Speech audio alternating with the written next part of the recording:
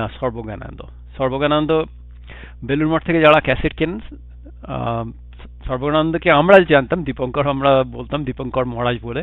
দীপঙ্কর মহারাজ এই এক একটা উচ্চারণের জন্য মানে আমাদের মাথা পাগলা করে দিতেন। বাট মানে হাতে ধরে শেখানো যাকে বলে। তো তো আমার বন্ধু বলল, তুই দু চারটে একটু বল না, তুই যে জোকস বলিস সেগুলো তো বাবা মাকে শোনানো যাবে না সবসময়। তো তুই সংস্কৃত যদি কিছু শোনাস তাহলে দেখাবো যে উমা এখনো হয়েছে, মনে আছে আমাদের ছোটবেলাকার বন্ধু উমা, এখন আমেরিকায় আছে, এখনো দেখো সংস্কৃত স্তোত্রবোত্তগুলো দু চারটে মনে রেখেছে। আমরা ঠিক আছে, আমি চেষ্টা করে দেখব, কিন্তু বইপত্র তো নেই, স্মৃতি থেকে যতটা হয়, যদি ভুলভ্রান্তি হয়ে থাকে ক্ষমা করে দেবেন। আর বাবা নেই, বাবা মারা গেছেন, বাবাকে স্মরণ করি। আহ, ঈশ্বর গৌরমোহন মল্লিক। আমার মা হতে শুনবেন শিলারানী মল্লিক বাগনানে বসে আশি ছুঁই ছুঁই। আর দীপঙ্কর মহারাজের জন্য প্রণাম।